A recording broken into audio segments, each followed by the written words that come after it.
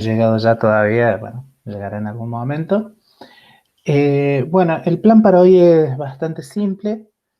Eh, Acabamos de recientemente terminar eh,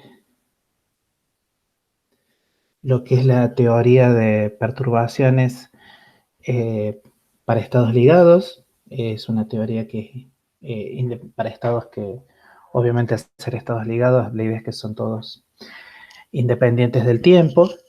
Y como gran aplicación de la teoría y a su vez de todo lo que habíamos venido viendo antes, eh, suma de momentos angulares, eh, etcétera, spin, eh, vimos cómo eran las correcciones, lo que habitualmente se denomina la estructura fina del espectro del átomo hidrogenoide.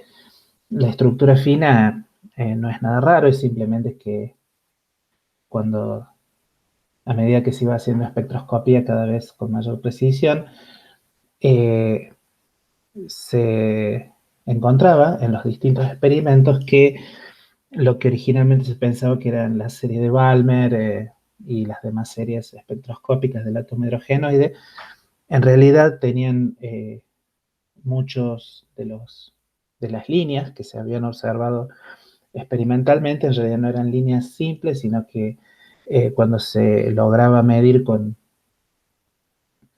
eh, las longitudes de ondas, o en general lo que se medían claramente eran longitudes de onda porque eran experimentos sobre, no había forma de medir todavía frecuencias. Bueno, cuando se medía estas longitudes de ondas, lo que se veía era que efectivamente las líneas tenían, en realidad, cuando uno empezaba a utilizar realmente una buena precisión, las líneas se separaban en multipletes de líneas muy pegaditas. Y este descubrimiento, que pasó a llamarse estructura fina, obviamente tenía que tener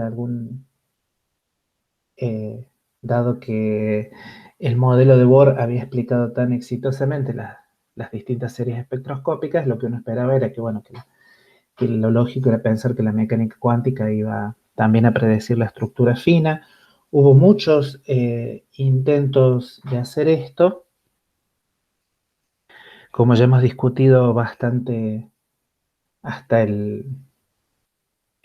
bueno, bastante abundantemente, eh, el descubrimiento del, del spin, del momento angular intrínseco, su interacción con campos magnéticos y eh, la observación, que primero era básicamente puramente casual, no casual, sino no había una razón fundamental, el hecho de que si uno agregaba términos al potencial de la forma 1 sobre r cuadrado, eso procedía a levantar al menos la degeneración accidental y disminuir la degeneración de los niveles del átomo de hidrógeno, y de lo cual inducía a pensar que era posible explicar las, la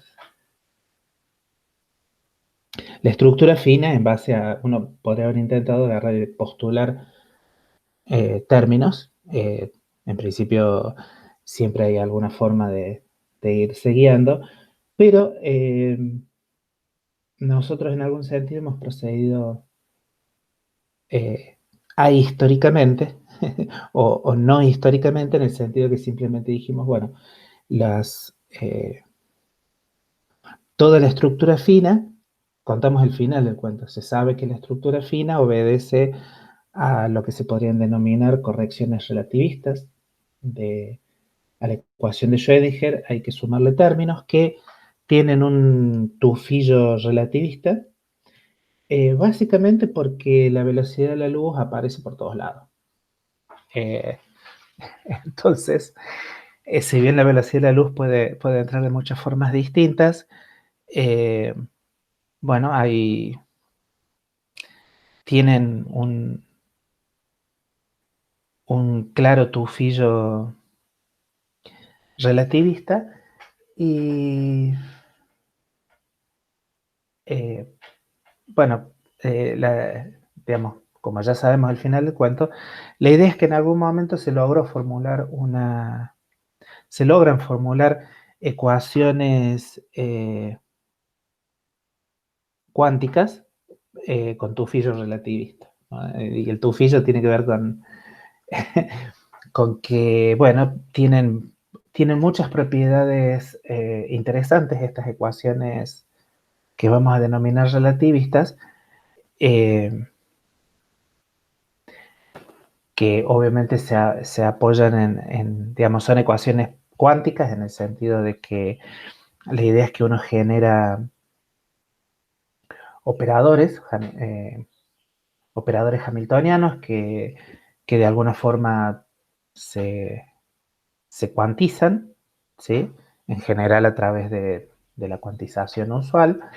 Y cuando uno dice que tienen un tufillo relativista es porque al menos la energía cinética tiene un fuerte parecido a lo que uno llamaría la energía cinética eh, de una partícula en relatividad especial. Y esto es importante porque, bueno, por muchas razones, casi seguramente ustedes han escuchado de que al parecer hay conflictos entre, o a la gente le gusta pensar, a los físicos teóricos les gusta pensar, a la gente que hace realmente muy primeros principios, le gusta pensar que puede haber algún conflicto de algún tipo entre la relatividad y la mecánica cuántica. Eh, ese, si hay algún conflicto, queda claro que es con la relatividad general, no con la relatividad especial. De hecho, formular ecuaciones que sean covariantes, que tengan todo el aspecto de ser ecuaciones covariantes y escribirla en forma covariante, que son operadores que actúan sobre básicamente vectores en un espacio de Hilbert. De hecho, se puede hacer, es lo que vamos a hacer nosotros. Nosotros lo que vamos a hacer, vamos a escribir algo que se parece mucho a la ecuación de Schrödinger, en el sentido que me dice cómo es la derivada respecto al tiempo de un vector en un espacio de Hilbert, igual a un hamiltoniano aplicado al mismo vector de estado. Obviamente lo que uno pierde un poco o inicialmente tiene que tratar de pensar qué es esto, es cuál es el espacio de Hilbert en el cual estamos trabajando. El espacio de Hilbert en el cual uno trabajaba y se sentía cómodo en cuando uno tiene el respaldo de la ecuación de Schrödinger, el espacio de Hilbert es de funciones de cuadrado integrable. Siempre los problemas surgen, obviamente, cuando el espacio de Hilbert tiene dimensión infinita. Si el espacio de Hilbert tiene dimensión finita, todo es muy sencillo. Pero básicamente lo que uno tiene que pensar es, bueno, cuál es el espacio de Hilbert en el cual voy a estar describiendo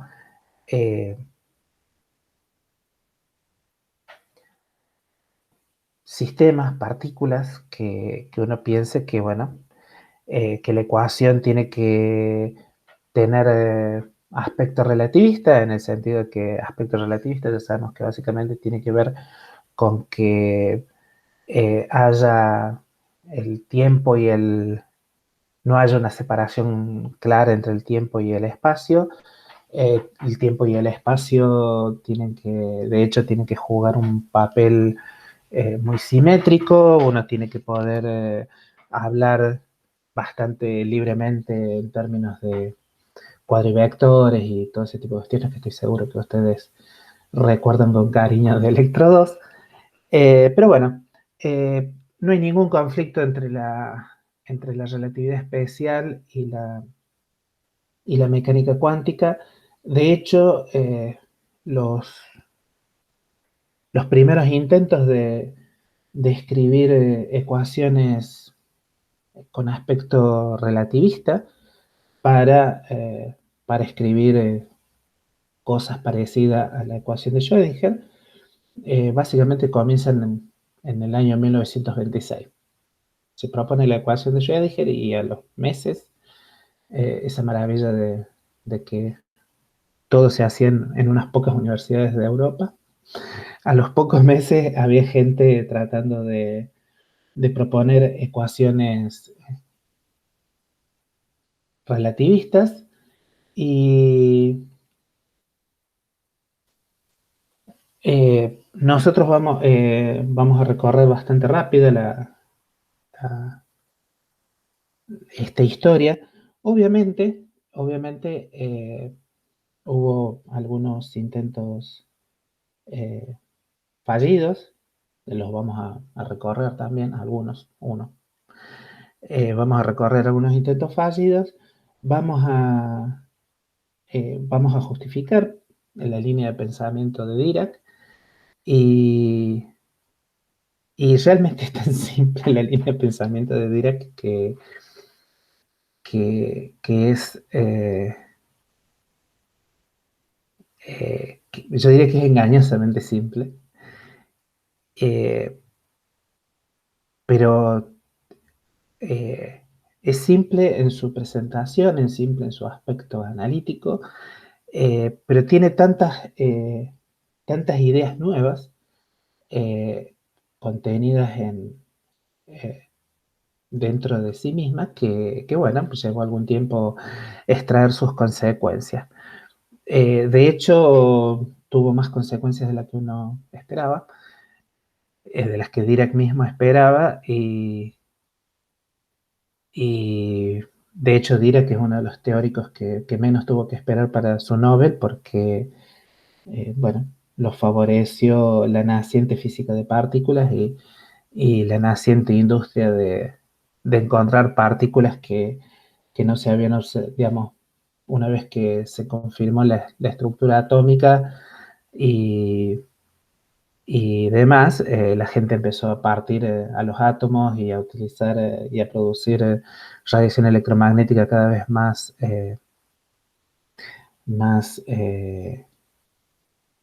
energética, y bueno, y eso abrió el camino de la física de las partículas, y el primer beneficiario de la física de partículas fue Dirac.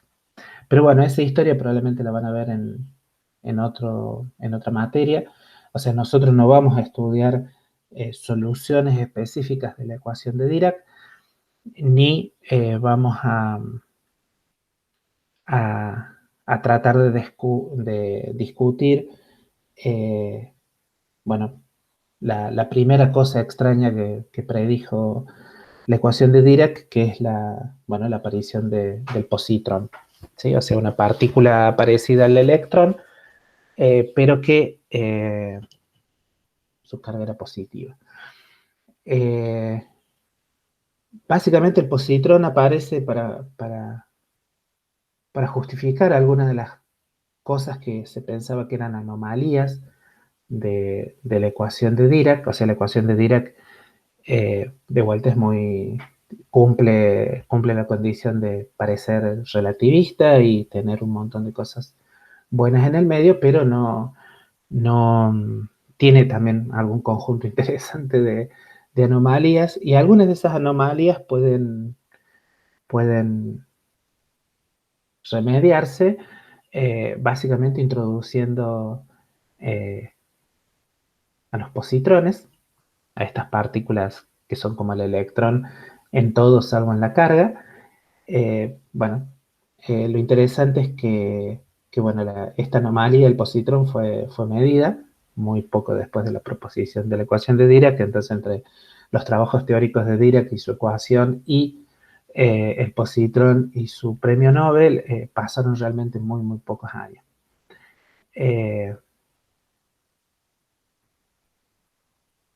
Obviamente las anomalías o inconsistencias de la ecuación de Dirac, bueno, no es que sean incurables, pero básicamente condujeron a lo que uno hoy llamaría teorías de campo.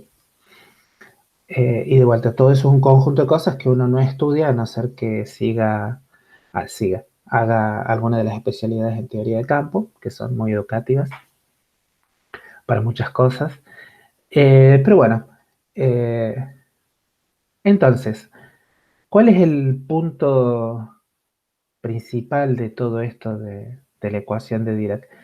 Y básicamente que uno sabe que uno parte, cuando uno tiene la ecuación de Schrödinger o empieza a hacer consideraciones de tipo eh, cuántica, básicamente lo que uno parte es de una energía cinética, que es la energía cinética no relativista, o sea, básicamente uno dice que la partícula libre está descrita por un hamiltoniano del estilo p cuadrado momento lineal cuadrado sobre 2m, y esa energía cinética es la energía cinética de una partícula no relativista. Por supuesto, después uno hace la hipótesis de cuantización, sabe que bueno, el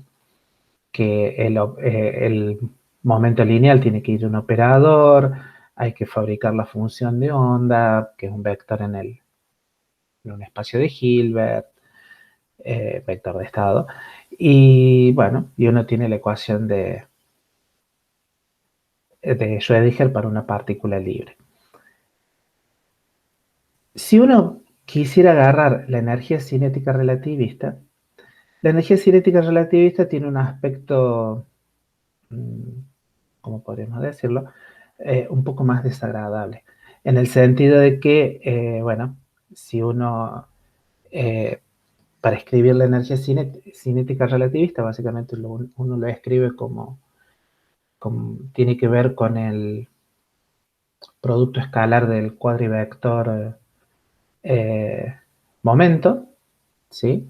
Que es lo que está acá adentro, nada más que acá adentro está escrito ya digamos, no está escrito en notación full relativista, pero esto que está adentro claramente es el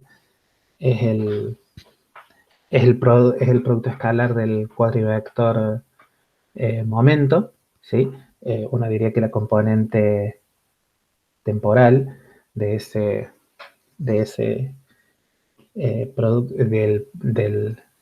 del cuadrivector momento está metido acá en el término de m por c cuadrado. Claro, algunos dirían, no importa.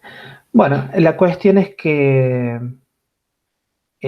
uno podría agarrar y proceder un tanto naifmente y decir, bueno, si esta es la energía cinética de una partícula no relativista, directamente puedo, digo, bueno, fabrico una ecuación al estilo cuántico, es decir, que IH barra, la derivada de, del vector de estado con respecto al tiempo, es esa energía, la energía cinética relativista aplicada al vector de estado. Obviamente uno, cuando mira esta ecuación, hay muchos peros que uno podría hacerle, ¿sí? En particular, un pero bastante grande es el de la famosa simetría entre el tiempo y entre lo que uno llamaría las componentes temporales y las componentes espaciales. Acá las componentes temporales son de primer orden, mientras que las componentes espaciales obviamente son más complicadas, no son lineales. Y además uno podría decir, uy, pero si yo pienso que esto es un operador, eh, las probabilidades de que este operador eh, sea hermitiano son como escasas, digamos.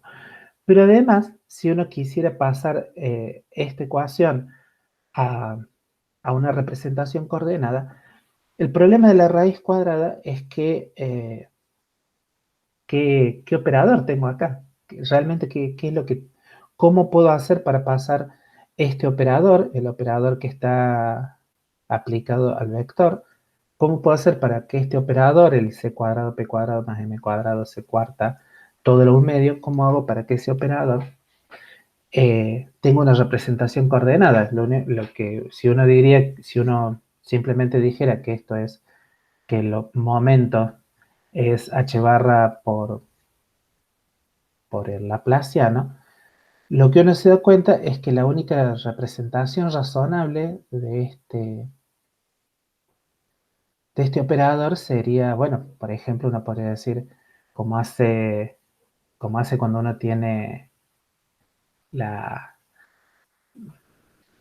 uno muchas veces, por ejemplo, cuando uno tiene un operador complicado de la forma e a la a, lo que uno en realidad supone es que tiene un operador que es de la forma i más a más a cuadrado sobre 2 más a cubo sobre 6 factorial, etcétera. O sea, lo que uno en realidad piensa es que si uno tiene una función complicada de un operador, bueno, en realidad lo más probable es que uno esté pensando en un operador que es una suma infinita de operadores y que si el operador A es un operador acotado, eh, esta expresión tiene sentido. De hecho, uno puede agarrar y ver que un montón de cosas. Si uno tiene la descomposición espectral de A, uno puede conocer la descomposición espectral de E a la A y todo un montón de cosas, etcétera, etcétera, etcétera.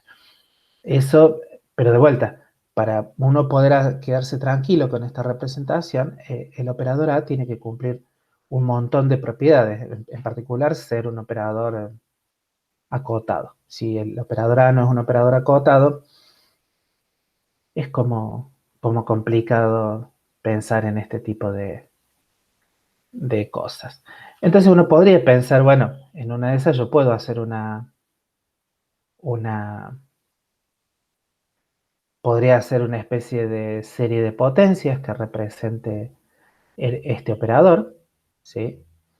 Eh, y bueno, pero si uno hace, no es tan complicado hacer una serie de potencias. Por ejemplo, acá abajo hay una representación en serie de potencias del operador que está aplicado al vector de estado, ¿sí? Pero lo que uno se da cuenta es que, bueno, esto es una serie en el momento lineal al cuadrado. Eso desde el punto de vista de las ecuaciones diferenciales, eso vendría a ser como si uno tuviera el Laplaciano al cuadrado, el Laplaciano al cubo, etc. Es horrible.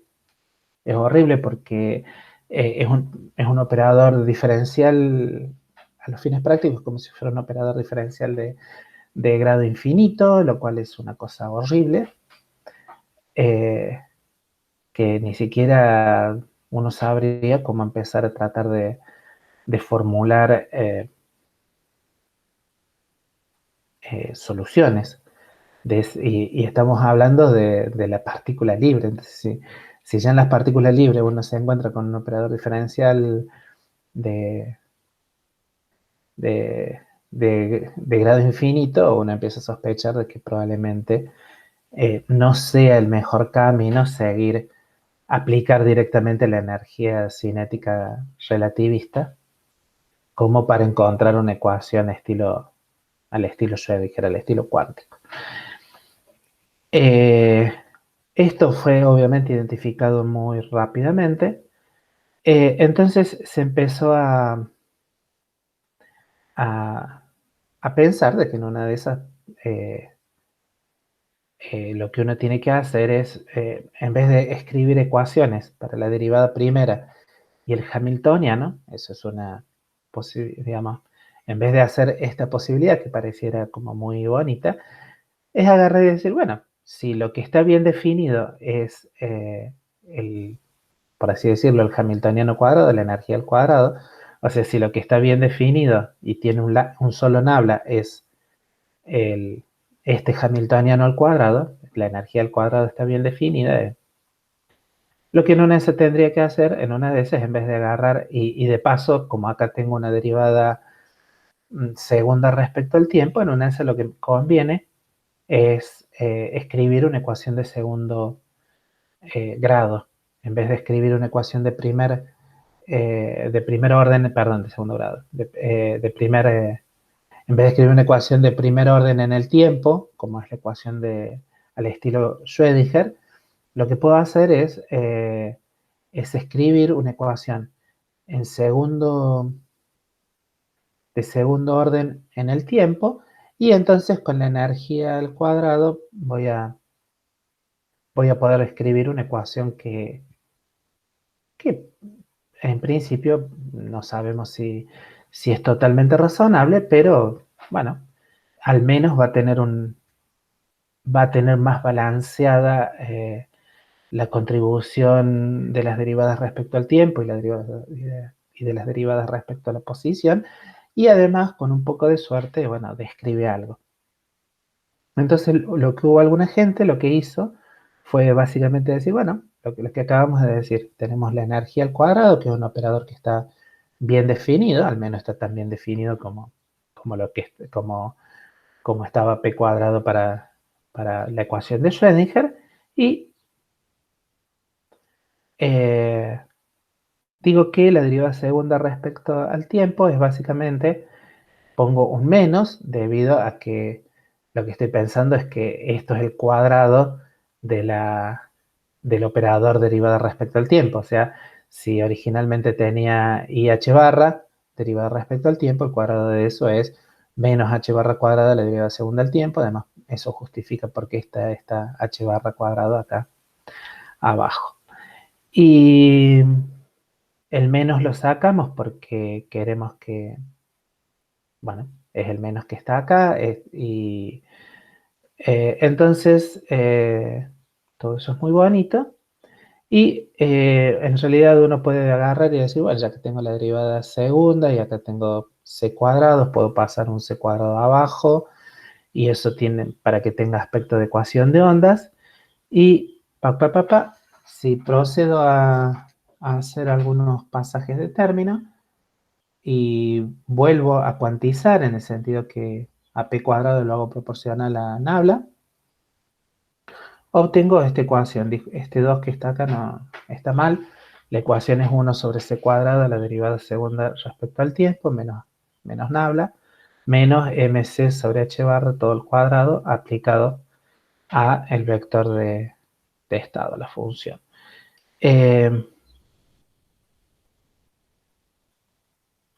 Y acá tenemos una ecuación que tiene toda la pinta de ser relativistamente aceptable. Si uno mira acá, esto, dependiendo cómo lo hayan denotado en, en electromagnetismo, básicamente es el operador de D'Alembert, o como corno lo llamen.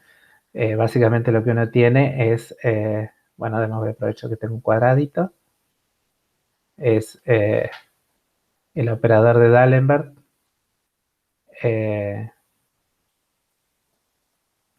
creo que se denota con el cuadrado, eh, menos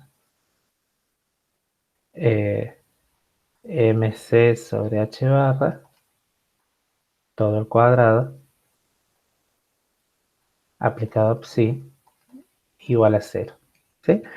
Fíjense que, y esta cosa que está acá, sabemos que se puede escribir en forma covariante como el producto de cosas, de cuadrivectores y bla, bla, bla. Así que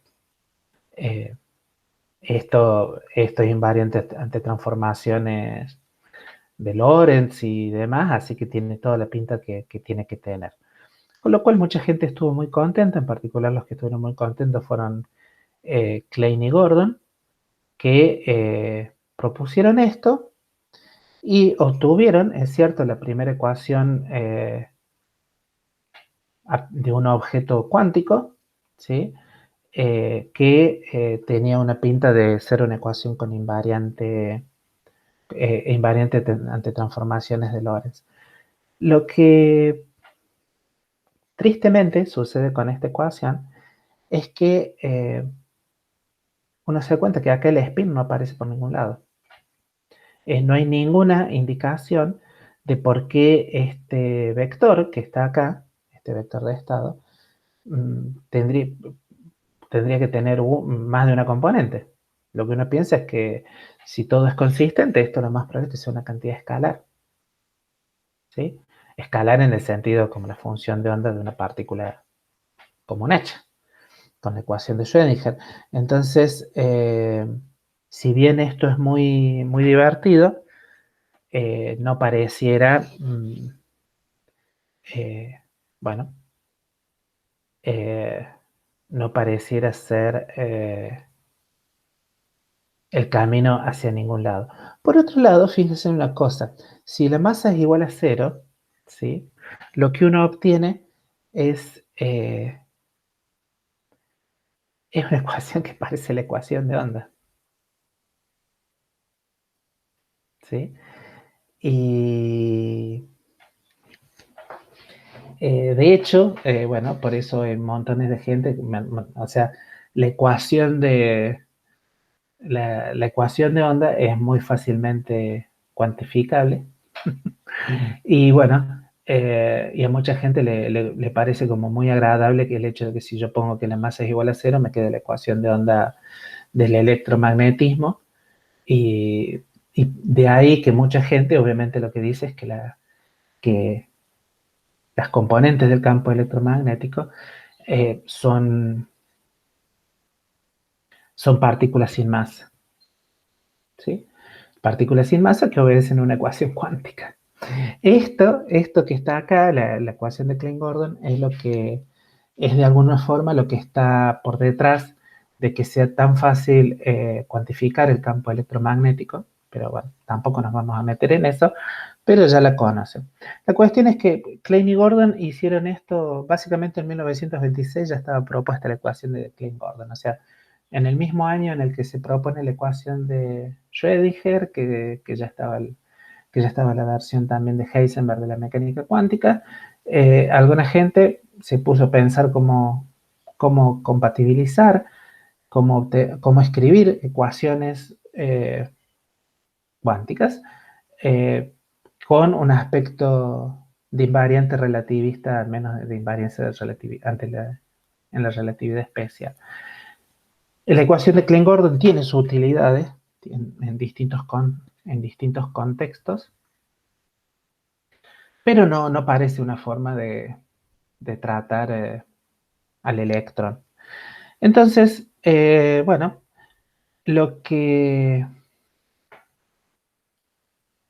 el camino que adoptó Dirac, de alguna forma, fue un poquitín distinto. Dijo, bueno, ¿qué pasa si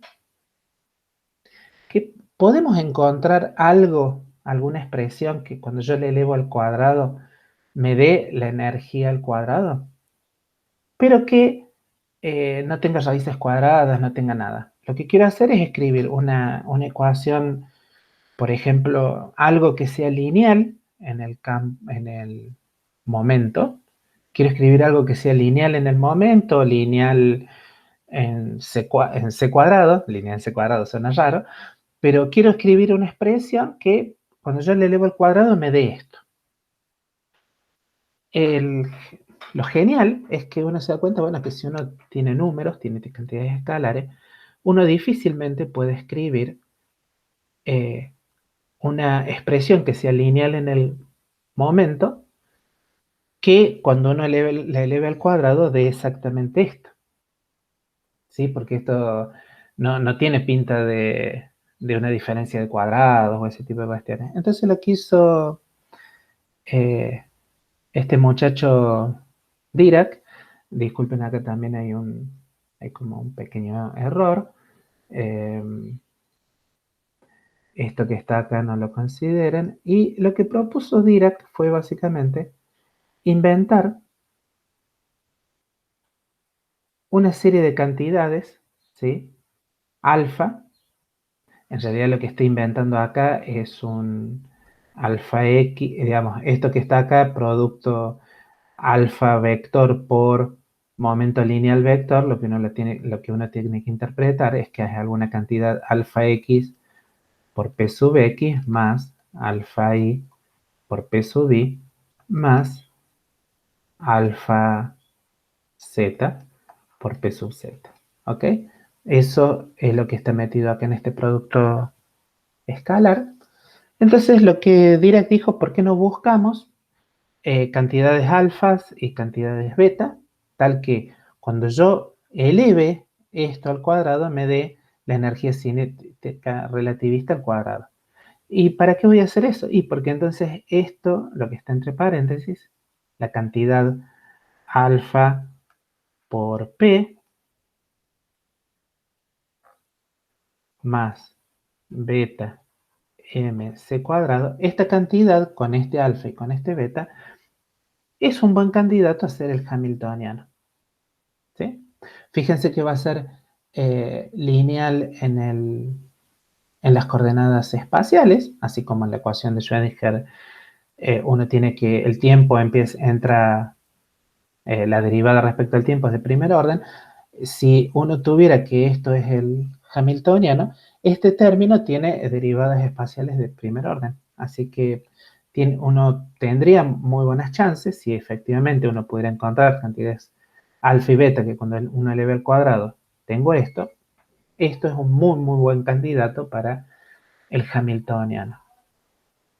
Entonces, sin preocuparse de saber qué son ese alfa y beta, eh, desarrolló el cuadrado este y escribió alegremente. Entonces, bueno, procedió, digamos, el lado derecho es el lado derecho, no hay nada más, no es nada raro.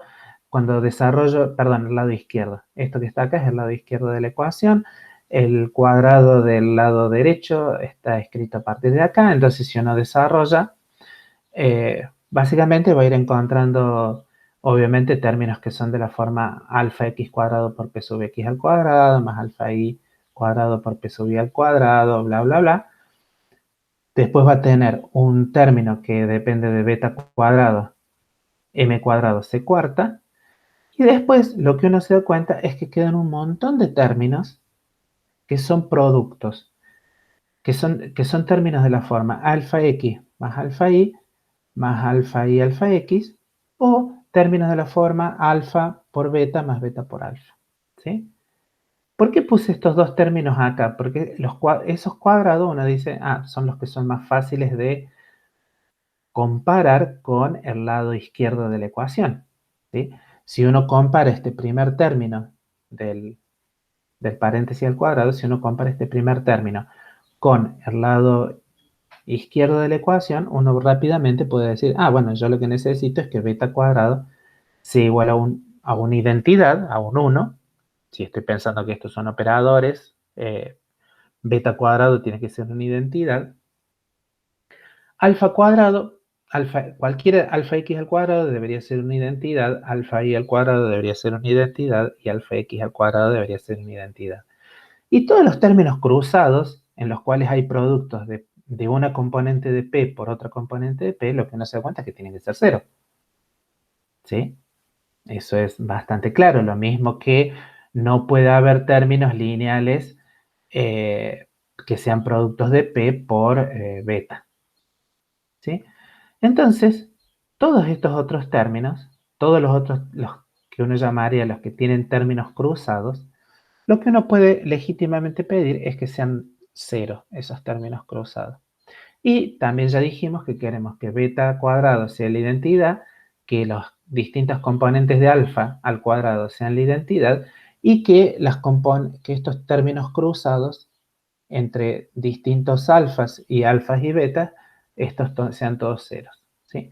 Entonces, para que el lado derecho, perdón, para que el lado izquierdo de la ecuación y el lado derecho sean iguales, simplemente lo que uno tiene que, lo que simplemente se tiene que satisfacer son este conjunto de ecuaciones.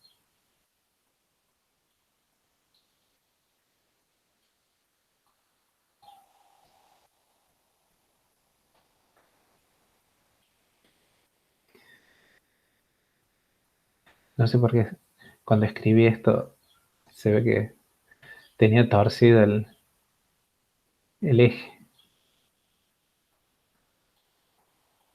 Ahí está.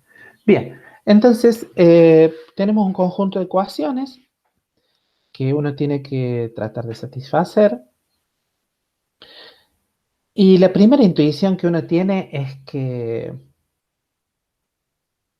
mm, digamos, lo primero que uno trataría de hacer es encontrar números lo más simple posible, pero eh, es más, uno podría agarrar y decir, dada la extraña estructura que tiene este hamiltoniano, uno podría agarrar y decir, bueno, en una de esas uno puede encontrar números complejos que satisfagan, uno puede encontrar 4 números complejos que satisfagan estas ecuaciones. Lo que uno se da cuenta es que no hay un grupo de 4 números complejos que satisfagan estas ecuaciones.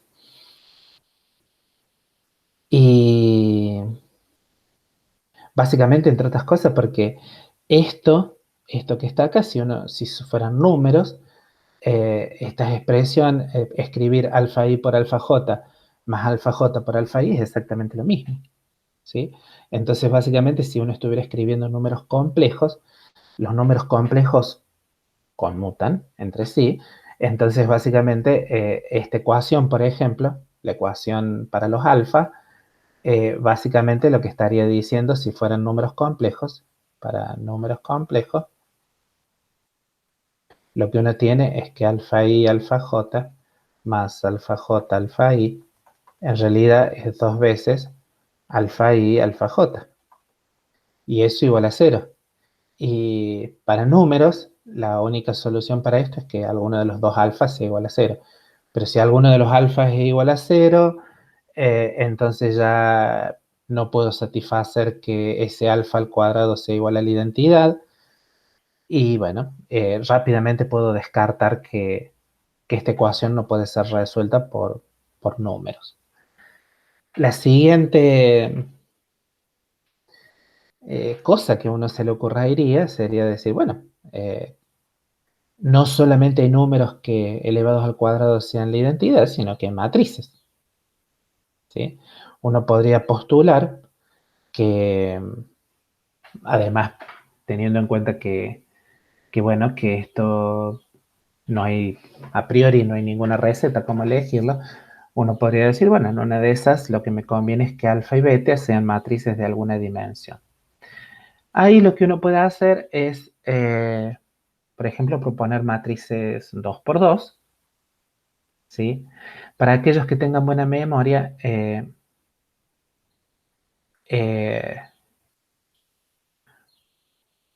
probablemente recuerden de que estas ecuaciones se parecen mucho, mucho a, a las ecuaciones que determinan las matrices de Pauli. El único problema es que, de hecho, las matrices de Pauli, por ejemplo, al cuadrado satisfacen que son iguales a la identidad. El problema es que matrices de Pauli hay 3, ¿sí?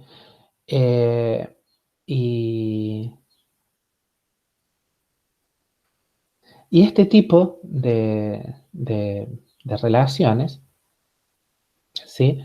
Lo que me dice es que, bueno, para empezar, como estas cosas son iguales a un operador nulo, la traza de estas matrices, la traza de alfa, de las 3 componentes de alfa y la traza de beta, todas tienen que ser nulas, ¿sí? Y ese es un problema porque si bien es cierto que las 3 matrices de Pauli son de traza nula, cuando uno analiza las matrices 2 por 2, bueno, la identidad, que es la cuarta matriz que forma un conjunto completo para expresar matrices hermitianas 2 por 2, la identidad no es de traza nula. Y acá lo que estamos pidiendo con esta con esta condición que está acá, es que las matrices, tanto las matrices alfa como las matrices beta, sean de traza nula. Si estuviéramos en clase presencial, les diría, bueno, ¿se les ocurre algún argumento para mostrar que esto tiene traza nula? En realidad es bastante sencillo. Lamentablemente no creo que logre hacerlos hablar, pero básicamente lo que uno sabe es que, por ejemplo, que la traza de, de A por B es exactamente igual a la traza de B por A. Entonces, esto que está acá es, bueno, es dos veces la traza de, por ejemplo, si uno pone la traza acá, uno sabe que dos veces la traza de alfa i y alfa j, esto tiene que ser igual a cero, y para que esto suceda y haya cosas entretenidas y qué sé yo, básicamente una conclusión que uno saca es que tanto la traza de una como la de la otra tienen que ser nulas. Bien, entonces, muy rápidamente uno puede hacer toda una serie de consideraciones. En general, en todo buen libro que trate la ecuación de Dirac, hay, hay, están bien descritas estas consideraciones, pero básicamente lo que uno puede rápidamente ver es que no hay muchas chances de que las alfas, por ejemplo, las alfas y la matriz beta sean matrices 2 por 2, ¿sí? Como tienen que ser de traza nula y una serie de cuestiones, uno también descarta que estas matrices sean de dimensión 3. ¿Por qué? Porque las matrices de dimensión 3 tienen sus complicaciones, es difícil hacer que sean de traza nula, etcétera. Hay un muy buen argumento para, vamos a decirlo así, como si uno tiene alfa al cuadrado, que eso es igual a la identidad, uno también puede deducir que los autovalores digamos, en la representación donde alfa es diagonal, queda claro que alfa al cuadrado tiene sus elementos diagonales la identidad y los autovalores de alfa al cuadrado, y entonces los autovalores de alfa, igual que los autovalores de beta, son 1, o sea que los autovalores de alfa y de beta, que son las cosas que uno tiene en la diagonal, tienen que ser en general más menos 1, y si son más menos 1, los autovalores de alfa y de beta, la única forma de que la traza sea nula es de que haya un número par de unos y de menos unos, perdón, un número par. Tiene que haber tantos unos como menos unos, entonces para que haya tantos unos como menos unos, no puede haber autovalores nulos ni para alfa ni para beta. Entonces,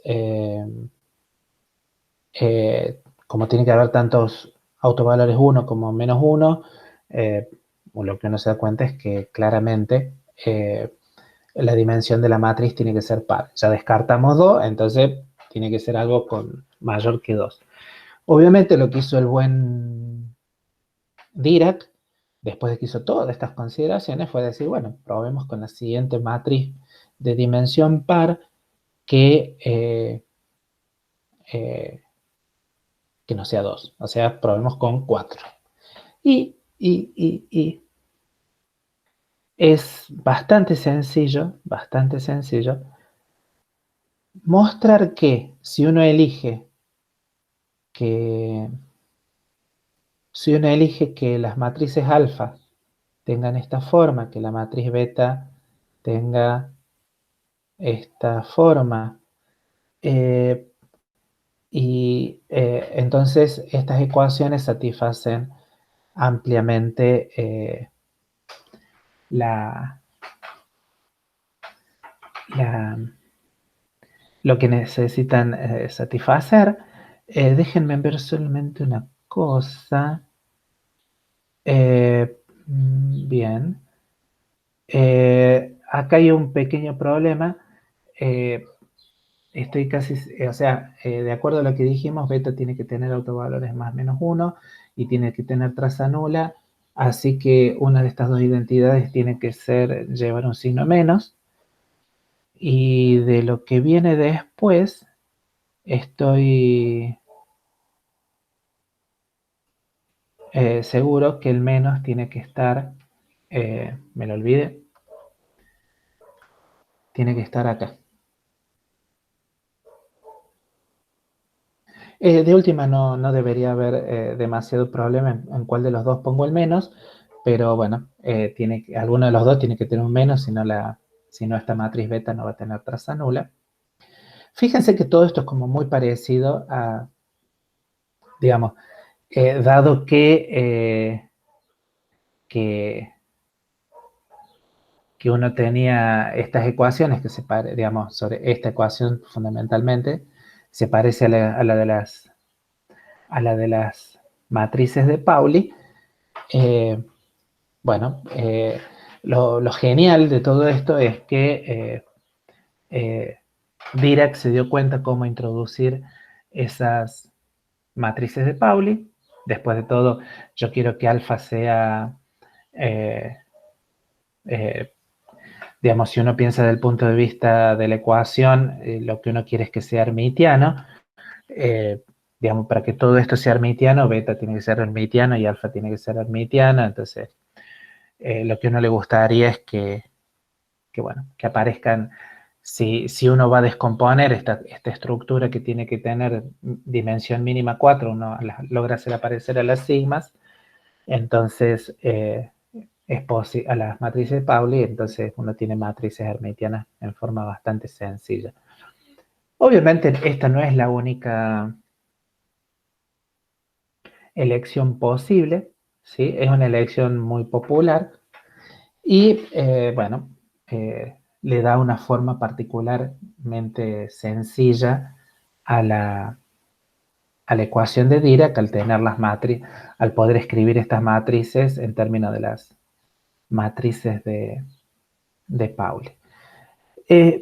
Como alfa son matrices 4x4 y beta es una matriz 4x4, al objeto sobre el cual se aplica la ecuación de Dirac, a este vector de estado, no le queda más remedio que ser un objeto con 4 patas. ¿Sí? Entonces, esto es un operador que tiene tiene una especie de representación matricial como operador que se aplica sobre este objeto que tiene que tener cuatro patitas para que todo sea consistente. Entonces, así nacen lo que se conocen como, digamos, utilizando el lenguaje cuántico y relativista, así como aparece lo que se conoce habitualmente como espinores de Lorentz.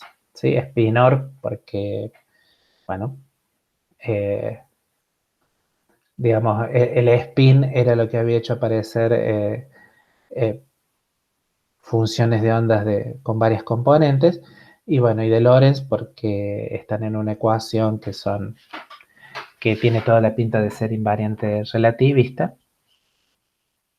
Hay más de un libro que agarra y introduce otras matrices y escribe el operador que involucra a la derivada respecto al tiempo y a las matrices alfa, todo el término que es lineal en derivadas, lo escribe como un cuadrivector. O sea, la ecuación de Dirac se puede escribir bastante sencillamente utilizando notación de cuadrivectores, pero la verdad es que para nosotros es más que suficiente ya con esto. Pero eso pueden comprobarlo. Una cosa, yo estoy acá estoy casi seguro que estoy siguiendo el Shankar, ¿sí? Para toda esta parte de la ecuación de Dirac. Después, de todas formas, voy a subir al aula virtual un libro que tiene unas cuantas cosas que son divertidas para la ecuación de Dirac. En particular, si no me equivoco, tiene algo sobre cómo escribir esta ecuación utilizando notación de cuadrivectores para que quede claro bueno, que la ecuación en sí misma se puede escribir en forma covariante. Bien, ya tenemos la partícula libre, después de todas estas consideraciones. Entonces, el siguiente paso, obviamente, sería, como uno estaba, como Dirac que estaba pensando que todo esto se tenía que aplicar a electrones, obviamente no pensó, o al menos nosotros estamos interesados en electrones y en potenciales, digamos, los electrones sabemos que responden a los potenciales electromagnéticos, así que la ecuación para partículas no libres que vamos a escribir, la ecuación de Dirac que que diga cómo es que interactúan estas partículas con campos, con potenciales, van a ser la ecuación que los potenciales van a asumir directamente la forma de potenciales electromagnéticos. ¿Por qué? Porque sabemos que son partículas cargadas, no hay ninguna cosa más rara, ¿sí? Los potenciales son potenciales electromagnéticos, con lo cual, básicamente, rápidamente se propone que a la ecuación de Dirac, si hay un potencial vector, hay que modificar el momento generalizado, como uno lo modifica siempre, que hay un potencial vector, y el término de potencial electrostático uno lo escribe como corresponde, una carga por el potencial, ¿sí? Esto, esto es lo que da, en principio, como la ecuación de Dirac para una partícula en un potencial, digamos, cuando hay campos electromagnéticos.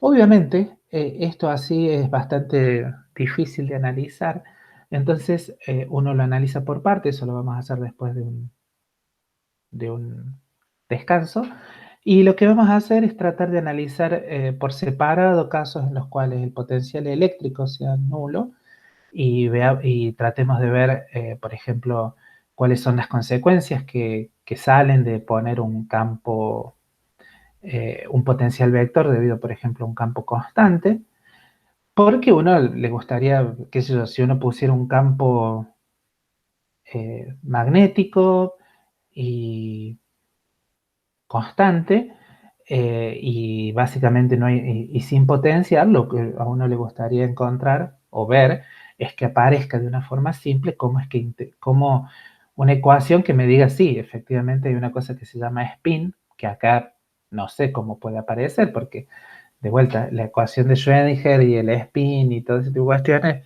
se supone que el spin es básicamente alguna cantidad que hace que en vez de tener funciones de onda escalares, tenga funciones de onda tipo espinorial, pero esto ni siquiera tiene pinta espinorial, sino que esto tiene 4 patas, entonces hay que hacer alguna cosa para que aparezca, ver cómo se comporta esto para velocidades bajas, cuando hay un campo magnético constante, por ejemplo, evidentemente necesita algún trabajo, ¿ok? Entonces eso lo vamos a hacer a partir de las 6:15, y bueno, seguimos en 5 minutos.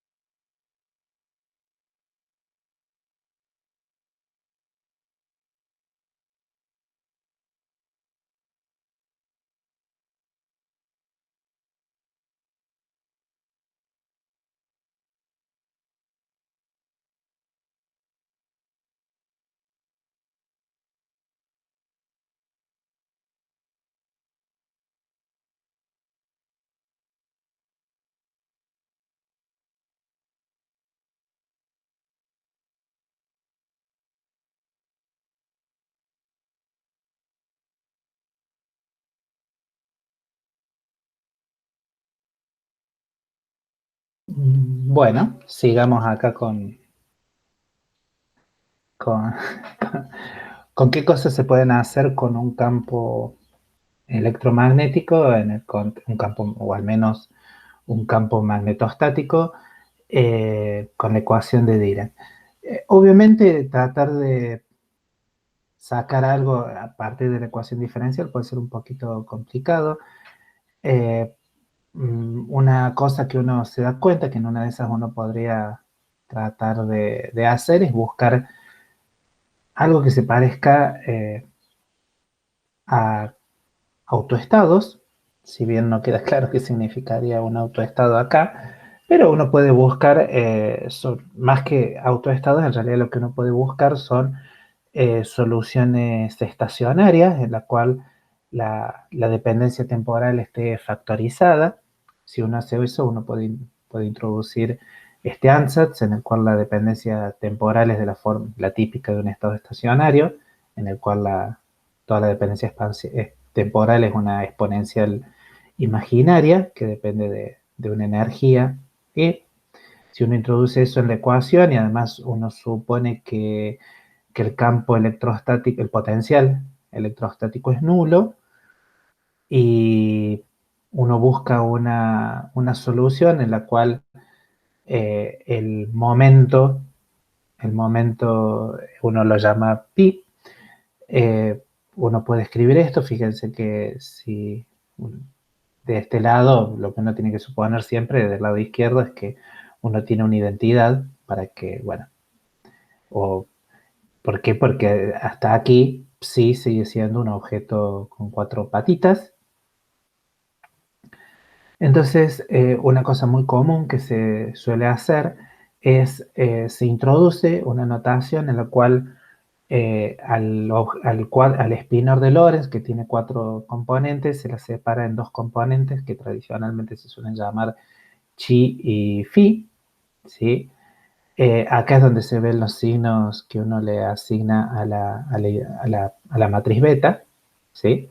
Eh, Aunque no, como están con menos, es menos beta, es justo al revés de lo que dije. Claro, qué burro. Disculpen. Entonces, y dice, mm, no sé si voy a poder hacerlo bien. A ver. Perfecto. Entonces el signo menos en realidad tiene que estar, disculpen, aquí. Entonces, ahí está el signo menos. Entonces, bueno, aquí cuando pasa, lo mide mal, entonces está bien. Acá tenemos como viene desde paso el término desde del lado derecho al lado izquierdo. Arriba tengo la identidad, acá pasa con un menos y acá pasa con un más. Esto es muy tradicional hacerlo, entonces, eh, y tiene la ventaja de que si utilizo la expresión explícita de la matriz alfa, los términos que dependen del potencial, perdón, del momento generalizado, del momento lineal generalizado, eh, quedan fuera de la diagonal, ¿sí? Fíjense que en esta notación, esto, digamos, son bloques de tamaño 2 por 2, ¿sí? Como acá en los términos fuera de la diagonal, que son términos que son bloques 2 por 2, evidente a partir de que queda la matriz de Pauli dando vuelta, pero lo que se supone es que los términos que son de la forma e menos ms cuadrado en realidad están multiplicando una identidad 2 por 2, lo mismo el término de la forma e más ms cuadrado. Entonces se escribe estas ecuaciones y es costumbre en general eh, eh, despejar la componente phi, escribir phi en función de chi y, bueno, tratar de analizar cómo son estos dos términos entre sí, ¿sí? Y ahí es donde es fundamental cómo es la energía con respecto a la energía total con respecto a ms cuadrado. Lo que uno piensa es que la energía siempre en principio debería ser más grande que ms cuadrado, porque después de todo ms cuadrado es la energía en reposo, ¿sí? Entonces es común, es muy común, introducir en una notación en un abuso de notación un tanto interesante, se dice que, bueno, que la energía se puede escribir como una cierta cantidad E sub S a determinar más mc cuadrado, ¿sí? Queda claro que esta cantidad es pequeña si, si lo que uno podría llamar velocidad o el momento o el valor de expectación del momento es una cantidad chica con respecto a las velocidades relativistas, ¿no? Pero bueno, lo que uno supone es que esta cantidad E sub S es pequeña, mientras que mc cuadrado es una cantidad grande. Entonces, lo que uno se da cuenta es que estos dos factores, los que multiplican a la función chi o a la función phi, son de muy distinta escala. Porque si uno lo que tiene es E más mc cuadrado, básicamente lo que tiene es esta cantidad pequeña E sub S más 2mc cuadrado, mientras que cuando uno tiene E menos mc cuadrado, lo que tiene es básicamente E sub S. Entonces, esto lo que uno piensa es que a bajas velocidades, donde es el límite de bajas velocidades, esta cantidad que está acá es pequeña, mientras que esta cantidad que está acá es grande, ¿sí? Obviamente, sigma por pi es lo mismo en cualquiera de los dos.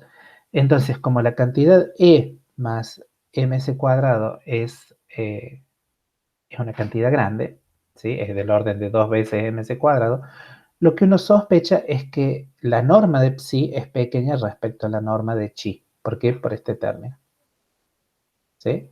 Es más, lo que uno suele analizar es cómo es la norma de phi sobre chi, y lo que uno saca es que eso tiene que ver con la norma de esta cantidad sobre 2 veces mc cuadrado, ¿sí? Todo eso que he dicho lo está sintetizado aquí. Aquí está introducida la cantidad de esta E sub S, y bueno, está bien explícito que a bajas velocidades E sub S tiene que ser mucho menor que en la energía en reposo. Entonces, si uno hace todas esas cantidades, básicamente lo que uno supone es que el momento, si el potencial vector es chico, este momento es básicamente proporcional a la velocidad en algún sentido. Entonces, toda esta cantidad, que es proporcional básicamente a la norma de phi sobre chi, es de la forma básicamente b sobre c. O sea, en realidad es de la forma b sobre c cuadrado, que tiene el término b sobre c. Entonces, en el límite de velocidades chicas, realmente uno puede decir que phi en norma es mucho más chico que chi.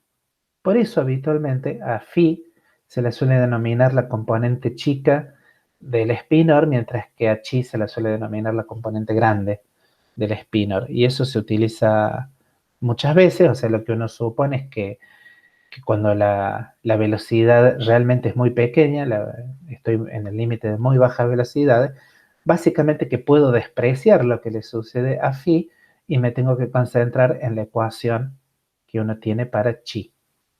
¿Ok? Entonces, afortunadamente, entonces eso se puede tratar simple, porque escribo phi en alguna aproximación, la puedo escribir en forma simple en términos de chi, utilizando esta ecuación y aproximando el denominador por 2 veces mc cuadrado, ¿sí? Si hago eso, entonces fíjense que acá hay un c, por eso cuando aproximo esto por 2 veces mc cuadrado, hay un c que se va, ¿ok? Entonces, reemplazo esto en la ecuación para chi, ¿sí? Y me queda que E sub S por chi es igual a sigma por pi, producto sigma por pi sobre 2m por chi. Esto sale directamente de despejar una ecuación en la otra y, bueno, utilizar el límite de bajas velocidades. O sea, no es algo tan No es tan sofisticado, parece una chanchada, pero es una chanchada. Pero bueno, si uno obtiene cosas que al final tienen algún gollete, uno se queda contento. O sea, uno puede trabajar en forma un poco más formal y obtiene exactamente lo mismo. Lo interesante es que para este tipo de expresiones, cuando uno tiene el producto escalar de las sigmas por un operador y a su vez eso está multiplicado por las sigmas por ese mismo operador, ahí falta una flechita.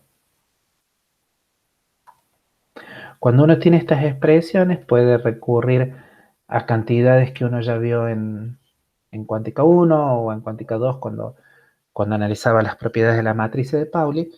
Esta es una identidad bastante conocida, ¿sí? Cuando se tiene el producto de sigma por un operador, producto sigma por otro operador, eso es básicamente el producto escalar de los operadores estos vectoriales, bueno, más la constante imaginaria por sigma por el producto vectorial de los operadores implicados. Como acá los operadores que tengo implicados es este operador pi, que es el momento generalizado, básicamente lo que voy a tener es el producto escalar de si A y B es pi, acá lo que tengo es el producto escalar del momento generalizado, o sea, el momento generalizado al cuadrado, más y por sigma el producto vectorial de pi por pi. El producto vectorial de pi por pi, por suerte, se puede escribir en forma bastante sencilla en términos del, eh, del del campo magnético. Para llegar a esta igualdad hay que trabajar un poco, tampoco tanto, pero hay que trabajar un poco. Básicamente lo que hay que utilizar es, bueno, alguna forma particular para el campo, para el potencial vector, ¿sí? Para llegar a esta expresión, casi seguramente van a tener que utilizar, por ejemplo, que A es, se puede escribir de la forma B producto vectorial R, sobre 2 y van a tener que utilizar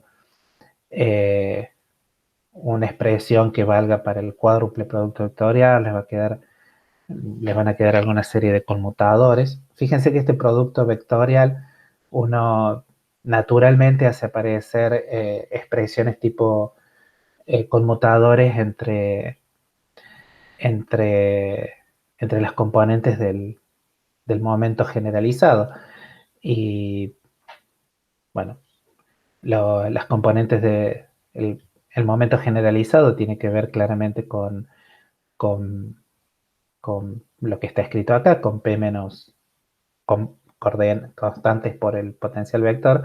Así que este producto vectorial básicamente lo que me termina dejando son conmutadores de las componentes del momento lineal con el potencial vector y bueno, y eso se reduce básicamente a, siempre se puede poner en términos del rotor del potencial vector y por eso es que aparece tan naturalmente el campo magnético B. Es una buena idea hacerla las cuentas, de todas formas acá está la identidad y lo único que hay que hacer son pasos algebraicos, pero bueno, si se reemplaza entonces lo que resulta de esta expresión, lo que se obtiene, ya lo habíamos dicho, era el, el momento generalizado al cuadrado, el 1 sobre 2m viene gratis, y bueno, y está el término este que tiene que ver con sigma por este producto vectorial, y dijimos que ese producto vectorial tiene que ver con b, entonces es lógico que aparezca un término de la forma sigma por b. Los pasos algebraicos pueden ser laboriosos, pero fíjense que de esta forma, haciendo un límite de velocidades a lo indio, tirando cosas de forma más bien salvaje, igual uno llega a lo que uno diría la ecuación de Schrödinger.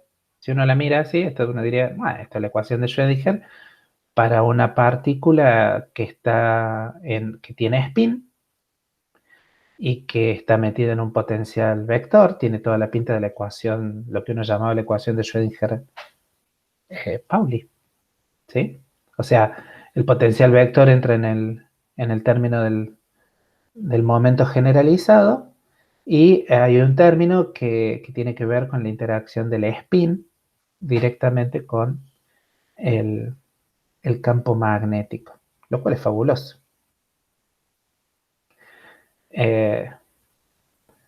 Y bueno, y además, por suerte, como nos estábamos concentrando en la parte de chi, en la componente grande, en lo que tiene un valor apreciable en el límite de bajas velocidades, esto es un objeto de dos patas, y bueno, y las matrices sigma son matrices 2×2, así que todo esto es como muy consistente. Y además, como queda esto tan limpito con todas las constantes dando vuelta, uno rápidamente puede decir que, bueno, esa cosa de que la constante giromagnética, cuál es la relación que hay entre el momento magnético, entre el magnetón de Bohr y el momento magnético intrínseco, uno puede sacar que, bueno, hay una constante giromagnética igual a 2, aparecen naturalmente las matrices de Pauli, etcétera, etcétera, etcétera.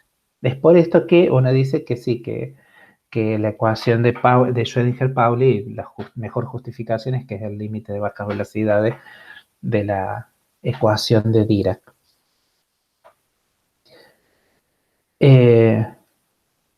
Por supuesto, uno no se queda contento con esto, sino que además quiere que no solamente quiere poder obtener una ecuación que sea el límite para bajas velocidades cuando el potencial electrostático es nulo, sino que también quiere obtener cuando el potencial electrostático es distinto de cero. ¿Por qué? Porque eso debería darme que se aplica como ecuación de Schrödinger para el átomo hidrogenoide. Entonces, pero una vez que uno agarró confianza con todo esto, uno puede proceder a tratar de hacerlo de vuelta, pero ahora con más elementos, como quien dice. Entonces, lo que sí hay que trabajar con un poquito más de cuidado. Si lo que uno quiere obtener es la estructura fina del hidrógeno, tiene que introducir un potencial, que es la carga por el potencial electrostático. Vamos a asumir que esto es de la forma menos E cuadrado sobre R, ¿sí? Y bueno, momentáneamente vamos a dejar el potencial en esta cosa que multiplica a chi o a phi, y siempre, bueno, escribirlo como pasar todos los términos al lado izquierdo de la ecuación, y bueno, y uno trata de mantener que esto sea lo mismo, ¿sí? O sea algo que tiene que ver con las matrices de Pauli por el operador momento lineal. Entonces acá con flechitas está un tanto escuetamente dicho que de vuelta despejamos phi en función de chi utilizando la segunda ecuación. La segunda ecuación la introducimos en la primera, o sea que lo que uno obtiene para phi lo tiene que introducir en este término. Entonces, si uno hace todas esas operaciones, despeja phi, reemplaza en la ecuación, en la primera ecuación, lo que obtiene es la ecuación que acá está numerada como 4, que si uno la mira con cariño, por así decirlo, tiene mucha pinta a las ecuaciones que uno estuvo tratando cuando hacía teoría de perturbaciones. Fíjense que la cantidad de interés está tanto en el lado izquierdo de la ecuación, y hay una cantidad muy parecida que está en el lado derecho. Entonces uno podría plantearse, bueno, en esa puedo, dado que tiene estas expresiones tipo. Fíjense que acá estamos buscando, hicimos el mismo truco de agarrar y cargarnos la parte de la dependencia temporal, diciendo que tenemos soluciones estamos buscando cosas estacionarias, entonces en vez de la derivada temporal aparece esta energía, ¿sí? Y esta expresión que tiene acá, uno podría agarrar y decir, bueno, tiene toda la pinta que de esos operadores inversos que hay que trabajar. Fíjense que esto es un operador inverso. Acá tenemos, entonces hay que tener un poquito de cuidado, pero lo que uno dice, bueno, en una de esas lo que uno puede hacer es escribir las distintas expresiones que involucran a la energía, el potencial y la energía en reposo, estas expresiones, y lo mismo 1 sobre la energía menos el potencial más la energía en reposo, en una de eso uno lo puede escribir perturbativamente. ¿Perturbativamente en qué? En la velocidad, ¿sí?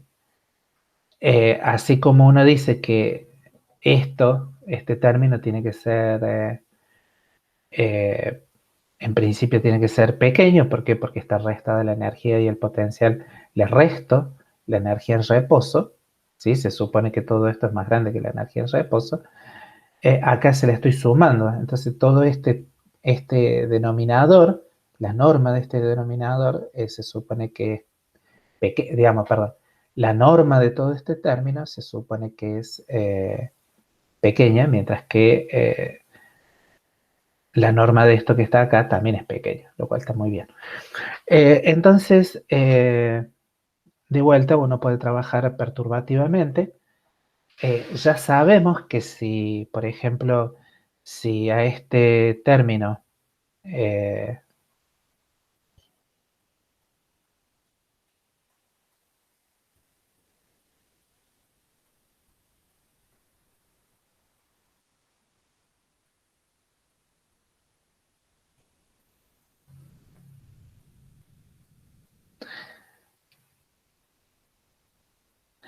perdón, ya sabemos que este término, si lo aproximamos básicamente dado que está el más y tenemos la energía menos B, si a todo esto lo decimos que esto tiene que ser, la E menos B tiene que ser mínimamente del orden de la energía en reposo, si hacemos este reemplazo, ¿sí? Y acá volvemos a introducir, o sea, acá lo que tenemos que hacer es la ecuación que falta para que todo sea explícito. También tenemos que decir que E menos B menos M, perdón, no sé por qué puse igual, menos mc cuadrado, todo esto vamos a decir que es igual a una cierta E sub s.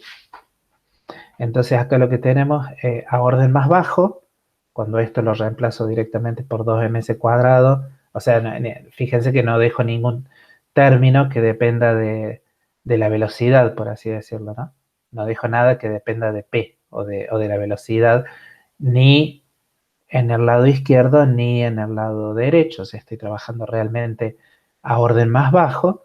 En el orden más bajo ya sabemos que es lo que nos da que sub s por chi, que es lo que tenemos acá, es igual a esto. Básicamente es una constante, es 2 veces ms cuadrado, que con este c se queda, uno simplifica, fíjense que hay un c acá y otro c acá, o sea que el c cuadrado se va, queda básicamente el 1 sobre 2m, y arriba lo que queda es este término que está menos mc cuadrado, menos, esto es e sub s menos b, perdón. Y ahí está bien. Entonces, si tengo básicamente fíjense que esto, acá no hay ningún orden que dependa de la velocidad. Entonces, si resuelvo además el término que es de la forma sigma por p, obtengo la ecuación de Schrödinger la ecuación de Schrödinger como un H sin spin, ¿sí? El orden cero, cuando lo que está a la derecha no depende de B y lo que está acá entre corchete no depende de la velocidad, cuando estas dos cantidades no dependen de la velocidad, el orden más chico perturbativo es exactamente la ecuación de Schrödinger sin spin. O sea, no hay, a los fines prácticos, no hay ninguna contribución de la spin dando vuelta. Este sigma al cuadrado es una identidad. Puedo tomar que esta ecuación es simplemente si es un escalar o algo de dos patas, las dos patas son iguales, así que no hay ningún problema. Lo siguiente que uno puede hacer, pensando de vuelta que esto es una expresión perturbativa, entonces yo puedo desarrollar las distintas expresiones, lo que está a la izquierda y lo que está entre corchetes, lo puedo desarrollar a distintas potencias de la velocidad, ¿sí? Si uno hace ese tipo de cuestiones, tiene que hacer consideraciones a este estilo. Por ejemplo, a la que es E menos B más mc cuadrado, uno lo escribe utilizando una expresión de orden más alto, que no digo que esto es exactamente igual a 2mc cuadrado, sino que conservo, introduzco E sub s, ¿sí? Y a este denominador lo escribo y desarrollo en serie de potencia, ¿sí? Entonces, esta expresión, lo que uno espera es que esto sea chiquito, entonces si esto es chiquito, hacer el desarrollo en serie de Taylor de si uno lo que está haciendo es el desarrollo si uno tiene algo que es de la forma 1 sobre 1 más x, uno sabe que esto va como 1 menos x, más términos de mayor orden.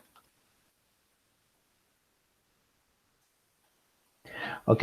Entonces, por eso es que saco factor común 2 sobre m cuadrado. Perdón, esto no debería ser 2m cuadrado, sino que ya me estoy olvidando letras. Esto es 2mc cuadrado. Y acá tenemos 2mc cuadrado. Y acá tenemos 2mc cuadrado. Bien, no sé por qué me estaba olvidando la c. Y saco el 2mc cuadrado, me queda esto. Acá tenemos el 1 sobre. Entonces queda claro que este término, es exactamente el término primer orden de desarrollo en E sub s menos b, ¿sí? O sea, de esta cantidad que uno supone que está fuertemente relacionada con lo que uno quiere obtener. Si uno introdujera este término, o sea, si uno en vez de reemplazar esto por 1 sobre 2mc cuadrado, lo reemplaza por 1 sobre 2mc cuadrado factor de 1 más este término, fíjense que me va a quedar ensanguchado entre este sigma producto P y este sigma producto P, me va a quedar un término que es de la forma E sub s menos B. ¿Qué es lo que tenemos acá? ¿Sí? Y bueno, y este es el término de orden 0. Entonces, bueno, hay que tratar este término con un poco de cuidado. Se puede hacer de distintas formas, ¿sí? Lamentablemente no hay mucho más que hacer que agarrar y decir, bueno, como tengo E sub s, acá tengo E sub s y acá tengo E sub s, esto puede ser que esté bien desarrollado, pero lo tengo que hacer desaparecer.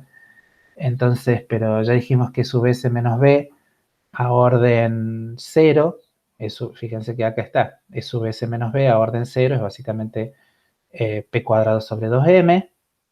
Entonces uno vuelve a reemplazar aquí en el lado derecho donde está E sub s menos b, lo vuelve a reemplazar por p cuadrado sobre 2m, y entonces el lado, lo que uno reemplaza esta expresión, si uno vuelve a reemplazar esta expresión en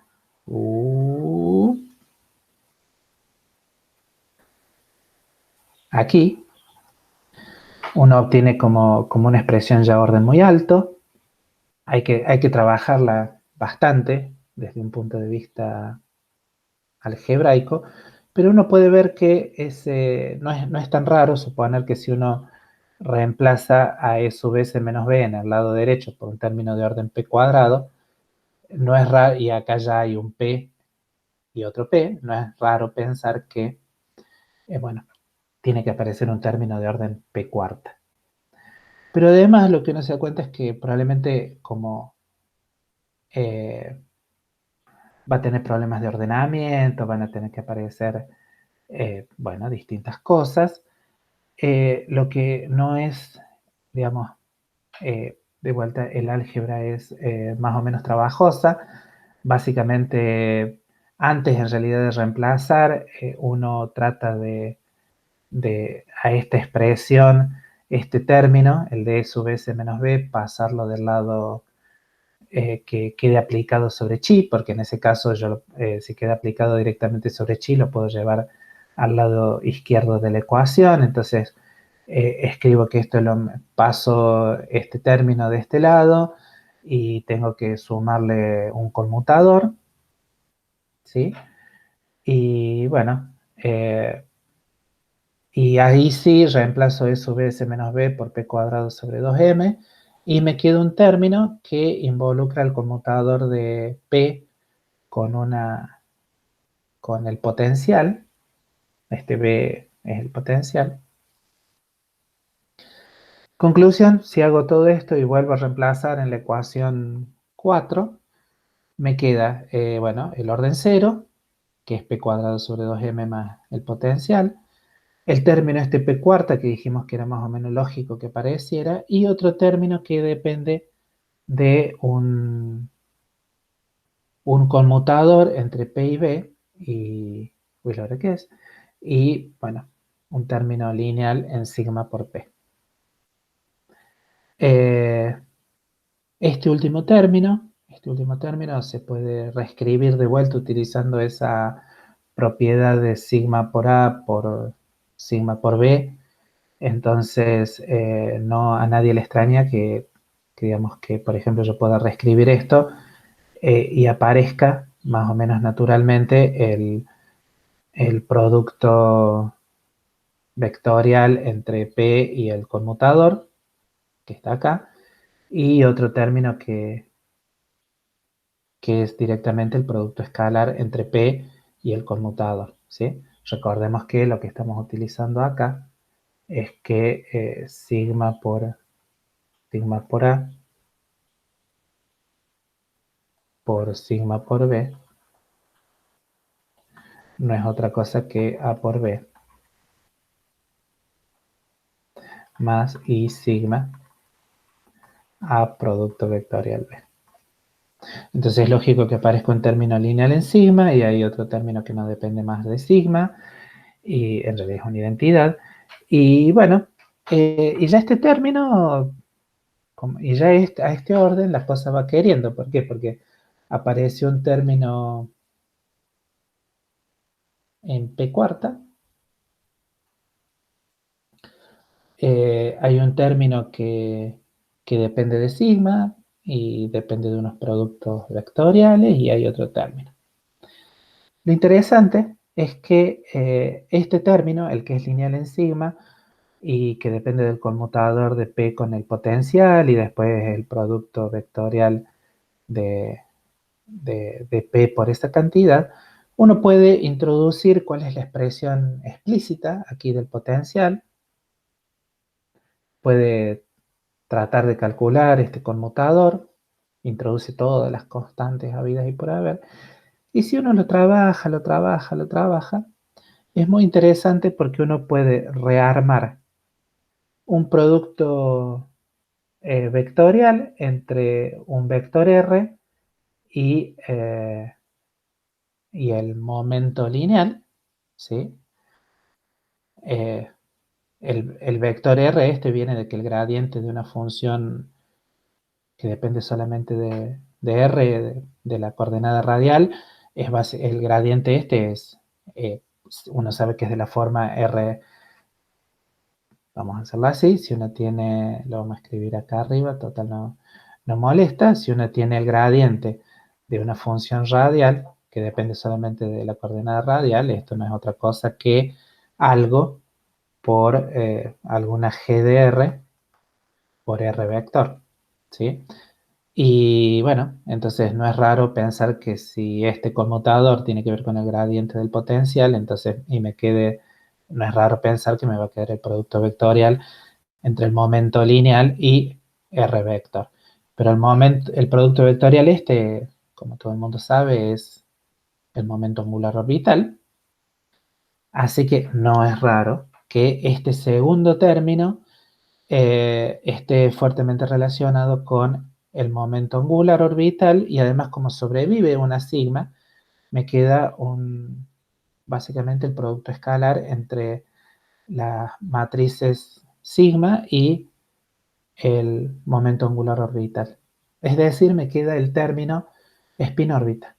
El segundo término de esta, el segundo término de esta expansión tan extraña básicamente tiene que ver con el término spin-órbita. El primer término tiene que ver con la corrección de la energía cinética. El segundo término tiene que ver con spin-órbita. Entonces, no sería, si lo que vimos es que teníamos tres correcciones relativistas para calcular la estructura fina, uno diría, bueno, de este término debería salir eh, lo que uno llama el, el,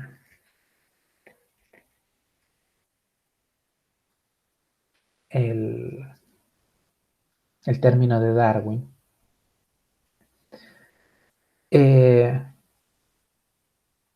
Interesantemente, a pesar de que son tan parecidos estos términos, hay, hay algunos problemillas, ¿sí? Porque uno puede ver, por ejemplo, que este término es hermitiano, mientras que este término no es exactamente hermitiano.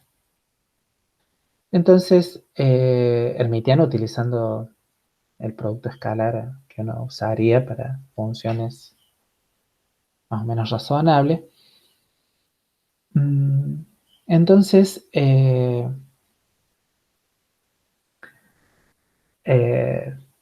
este término hay que tratarlo con algún cariño, ¿sí? Eh, Dada la hora, no voy a poder decir cómo es ese cariño, pero después de que uno trabaja este tema, este término es el que da exactamente origen al término de Darwin. Básicamente tiene que ver con que va a aparecer un laplaciano del potencial, que acá está insinuado, pero que bueno, acá también podría haber estado insinuado. Y en realidad uno se da cuenta que por qué estos términos, eh, después cuando uno calcula perturbaciones, en algún sentido se compensan también. Porque si uno los ve, tienen básicamente las mismas unidades, ¿no? Esto tiene unidades de p cuadrado y b sobre 4m cuadrado, sobre 4 veces la masa al cuadrado c cuadrado, la velocidad de la luz al cuadrado. Y esto también tiene exactamente las mismas unidades, las mismas constantes. O sea que mirado desde ese punto de vista no es tan raro que el término de Darwin contribuya en algún sentido de forma similar a lo que contribuye el término spin-órbita. Nada más que lo hacen unos para... El término spin-órbita contribuye para estados con momento angular orbital distinto de cero, mientras que el término de Darwin, una vez que uno lo hace aparecer, contribuye para, para estados con momento angular orbital igual a cero. Y bueno, tienen un montón, digamos, cuando uno lo ve a nivel de estas ecuaciones y, y es consciente de que es de una especie de desarrollo perturbativo y que los tres términos salen del mismo orden, del mismo término, por así decirlo, perturbativo, uno también empieza a entender la lógica de por qué todas estas correcciones son del mismo orden, son todas proporcionales a alfa a la cuarta, por así decir. Pero de vuelta, eso queda claro cuando uno ve cuando uno sabe que estos tres términos se pueden originar a partir de una especie de desarrollo perturbativo de la ecuación de Dirac. Ya para ir cortando, así se pueden ir al práctico. Es posible que la clase que viene terminemos de ver cómo curar este término. ¿Sí? Para aquellos de ustedes que son gente matemáticamente inspirada, todo esto puede sonar a algo muy feo, ¿sí? Porque uno tiene operadores, hace desarrollo perturbativos en operadores, es todavía más, digamos, eh,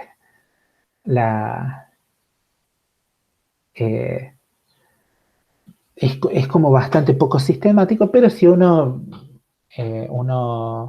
compara con las cosas que hacían perturbaciones, va a ver que no es tan distinto. O sea, en ese sentido uno puede afirmar realmente que tanto las correcciones relativistas como la ecuación de Schrödinger aparecen haciendo un desarrollo perturbativo de la ecuación de Dirac, ¿sí? Lo cual es como muy bueno. Físicamente la cantidad pequeña que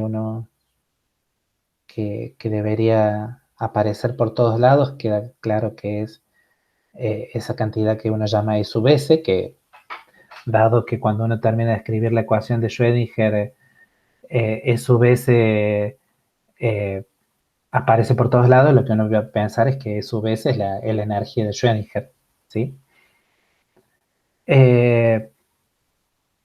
Bueno, pero lo que estaba diciendo es para aquellos de que les gusta más la formalidad matemática, hay una forma de hacer esto mismo de una forma súper formal, eh, que es técnicamente un poco más complicada, pero, pero tiene un fundamento matemático muy bueno.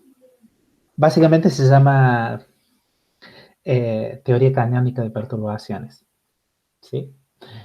Básicamente, eh, la teoría canónica de perturbaciones me dice, eh, voy a escribir algo muy rápido acá. La teoría canónica de perturbaciones me dice cómo fabricar ciertos hamiltonianos a partir de una transformación que no es unitaria. Se propone en general una transformación que lo que hace es mantener el espectro el espectro de un cierto hamiltoniano, pero esta especie de transformación, esto toda la idea es que sea una transformación canónica, por eso se llama teoría canónica de perturbaciones, y entonces hay una expresión que ustedes calcularon en, en cuántica 1, cuando uno veía propiedades del álgebra de operadores, que uno sabe que todo esto en realidad se puede escribir como una serie que es de la forma H y después involucra términos que son de la forma conmutador de H con S, eh, conmutador de H, eh, no, perdón, H conmutador S, después siguen apareciendo términos que son de la forma S, esto lo podría haber escrito al revés, no importa, tratar un signo menos, S conmutador de S con H, o sea, H siempre, los distintos términos son lineales en H, porque hay un solo H, pero todos los distintos conmutadores que aparecen pueden ir teniendo un S, dos S, tres S, etcétera, debido a la estructura de cómo se escriben estas dos cosas exponenciales. Y esto básicamente lo que hace es dar una forma sistemática de ir fabricando términos que tienen propiedades buenas. Entonces, si uno elige adecuadamente S, uno puede agarrar, meter aquí en H, uno puede meter la ecuación de Dirac, y de este lado uno saca la ecuación de Schrödinger con los términos, con los distintos términos de corrección. Y bueno, pero de vuelta, esta es una forma muy elegante, muy simpática, que se aplica en muchas cosas, pero que depende de muchas cosas, entre otras que ustedes se acuerden de que es una transformación canónica en mecánica clásica, y que alguien les haya dicho que una transformación canónica bueno, eso lo dijimos en algún momento, que las transformaciones canónicas clásicas generan transformaciones canónicas cuánticas o sea, las transformaciones canónicas clásicas dan lugar a transformaciones canónicas cuánticas, etcétera, etcétera, etcétera. O sea, esta forma es muy elegante, es muy bonita, salen todos los términos de corrección de forma muy simple, pero técnicamente depende de un montón de cosas. La forma que estamos haciendo nosotros es una chanchada, depende de que nos acordemos algo de teoría de perturbaciones, y es por eso que doy ecuación de Dirac cerca de perturbaciones. Pero bueno, hay que trabajar eh, reemplazando, analizando términos que son productos de tres operadores. eh, es, y uno nunca sabe muy bien a dónde termina. Pero bueno, de todas formas, el término, por favor, o sea, sigan la cuenta, van a ver que no hay demasiados trucos en el medio, pero bueno, uno tiene que reemplazar consistentemente en una expresión que uno espera que sea autoconsistente. Y, y bueno, si uno hace eso más o menos prolijamente, eh, sin duda los términos que aparecen muy limpitos son el de la corrección de la energía cinética y que aparece un término a cuarto orden en el potencial, y bueno, el término de spin órbita. El término de Darwin es un poquito más laborioso todavía, pero sale. Ya es retarde, váyanse al... Nos vemos el jueves.